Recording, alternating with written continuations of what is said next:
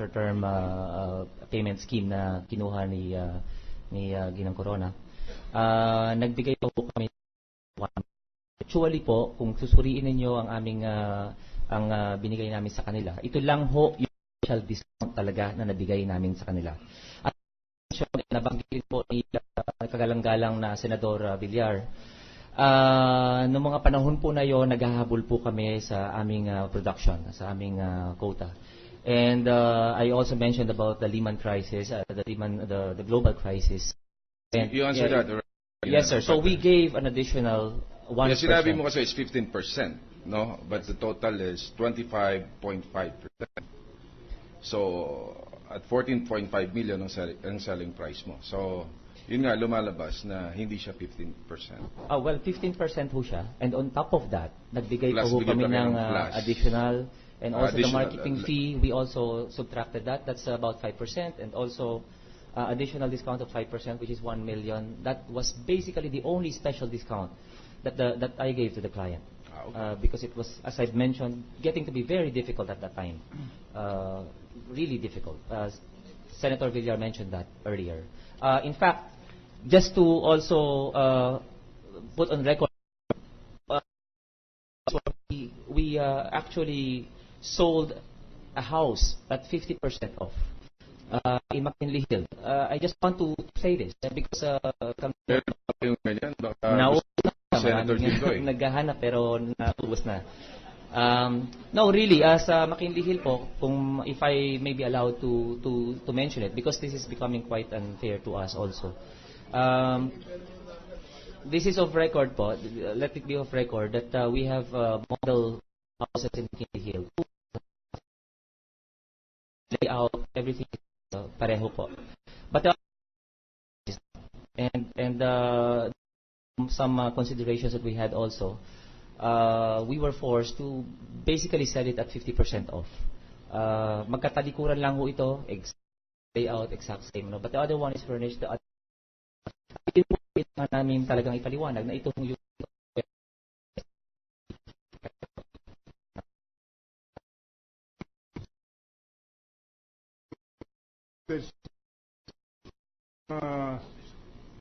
time to gently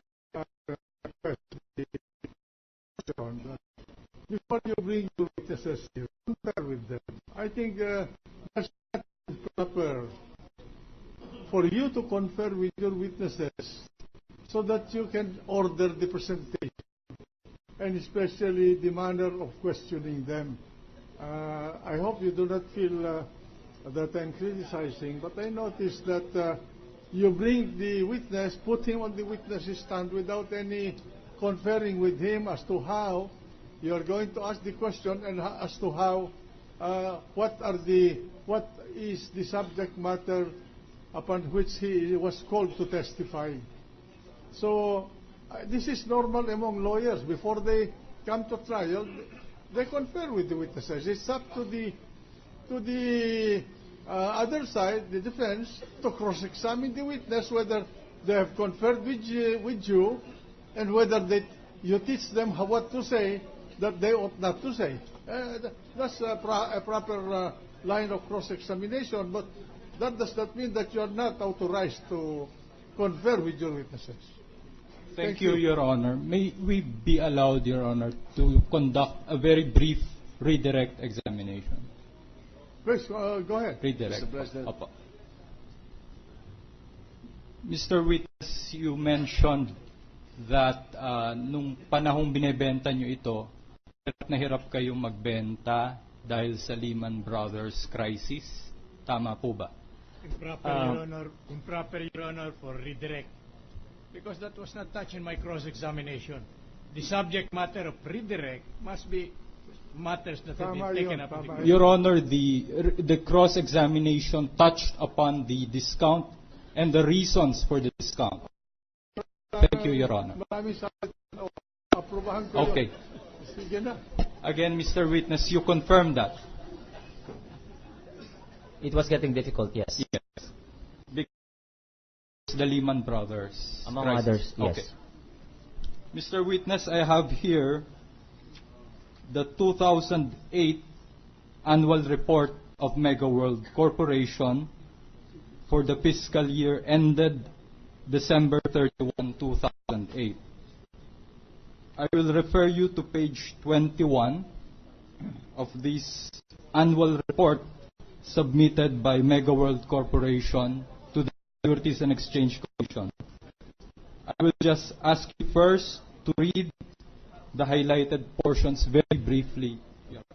Again, proper for Are you, redirect. wait a minute, Counsel, are you trying to Second, there is impeach your witness or cross-examine him there is or contradict what he said there is in no the cross-examination? I'm just asking him to clarify, Your Honor, To explain. the consideration that he mentioned or the factor he mentioned to be included in the factors that were considered May I answer? by the If marketing. Your Honor, please, there is no. If Your Honor, please, there is no showing that he is a party to this alleged report.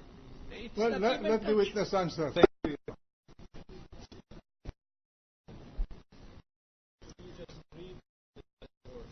From here. Results of operation.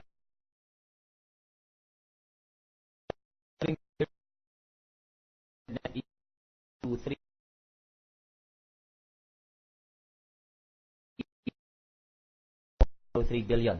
Consolidated total revenues composed of real estate sales, rental income, hotel income, interest income, dividend income, and other revenues grew by 18% from 14.64 billion pesos to 17.3 billion pesos, resulting from strong property sales and increased leasing and operations. Development. Among product groupings, the bulk of generated consolidated revenues came from the sale of residential lots and condominium units at 71.9% of total, amounting to 12.43 billion in 2008, compared to 10.61 billion pesos in 2007, an increase of 17.2%. For the year 2008, there were no seasonal aspects that had a material effect on the financial condition or financial performance of the group.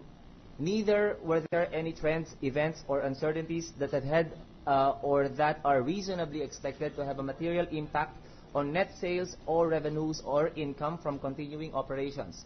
The group is not aware of events that will cause material damage in the relationship between costs and revenues. There are no significant elements of income or loss that did not arise from the group's continuing operations. Are you aware of these disclosures when you testified to this honorable court? Your Honor, please. I hope the court pardons Wait a me. minute. You're now trying to disown your witness. He's your witness. I'm just He has already Well, testified. It is not a question. You're of bound. You're bound by what he said. I'm just asking, Your Honor, if he is aware. There's nothing What? harmful with asking if he is aware of these disclosures, Your Yeah, Honor. but what is the purpose, Your Honor? He's practically impeaching witness, Your Honor. First, it is improper on redirect. That is true, you see. A redirect is to add to what you forgot in your direct. Yes. Your Honor, I will To just... clarify. But you're actually presenting this document to disown the testimony I will just in chief withdraw of the your witness. I will just withdraw the question, Your Honor, considering that the witness has already Objection read. sustained. Thank you, Your Honor. Nothing further, Your Honor. All right. No recross, Your Honor. No recross? No recross, Your Honor. All right. The witness is discharged. Thank you, Your Honor. Mr. President, may we recognize Senator Joker Arroyo? All right. The chair discharged the witness, but with the indulgence of the court, let a member... No, Mr. President, it's nothing to do with the witness. We agree with your ruling to discharge the witness. Thank you, Thank Your you Honor. also, Thank Mr. you. Witness. Thank you very much. Ganun ba? Sige. I will object sa akin.